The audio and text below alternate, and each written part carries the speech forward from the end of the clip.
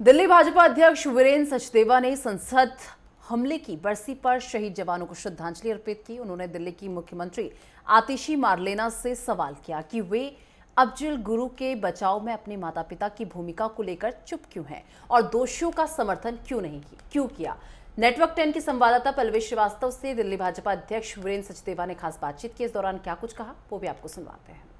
दिल्ली विधानसभा चुनाव का आगाज हो गया है। सभी राजनेता एड़ी चोटी का जोर लगाते नजर आ रहे हैं। उसी में खास बातचीत करने के लिए हमारे साथ वीरेंद्र सचदेवा जी मौजूद हैं, जिनसे हम बात करेंगे। सर, आज आप आतिशी मारलेना से 2-3 सवाल पूछे हैं, उसको लेके आप क्या कहना चाहेंगे? आतिशी मारलेना से हमारा एक ही सवाल है जी कि आज पूरा देश संसद पर हमले की बरसी मना रहा है और उन शहीदों की शहादत को नमन कर रहा है जिन्होंने अपने प्राण न्यौछावर किए।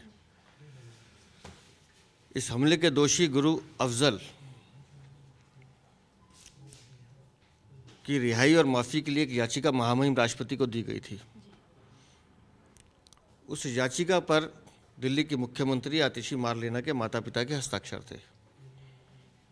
तो हम दिल्ली के मुख्यमंत्री आतिशी मारलेना जी से एक सवाल पूछ रहे हैं कि आप अपनी भूमिका स्पष्ट करें कि आखिर ऐसी क्या मजबूरी थी कि आपके माता पिता उस आतंकी की रिहाई और माफ़ी के लिए उस याचिका पर हस्ताक्षर कर रहे थे।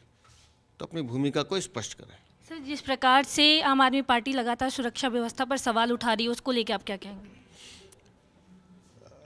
आज भी वो जो कॉल्स आई स्कूल्स को लेके, थ्रेट कॉल्स, वो फेक निकली, हॉक्स कॉल थी। और ये घटना पहली बार नहीं हो रही है, लगातार इसका चलन बढ़ा है। और मुझे लगता है कि दिल्ली में चुनाव सर पर हैं और दिल्ली की जो यहाँ मुद्दा है, सड़क है, बिजली, पानी, भ्रष्टाचार, उससे ध्यान भटकाने के लिए इस तरह की घटनाओं को अंजाम देने की कोशिश की जा रही है।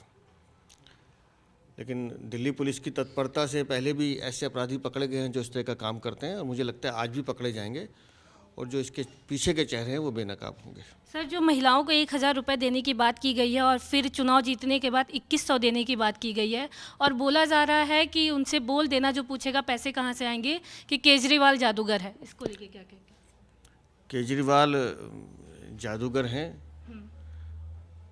क्योंकि दिल्ली में बिना तालाब के सड़क पे 50 लोग डूब के मर जाते हैं, तो ये केजरीवाल की जादूगरी है।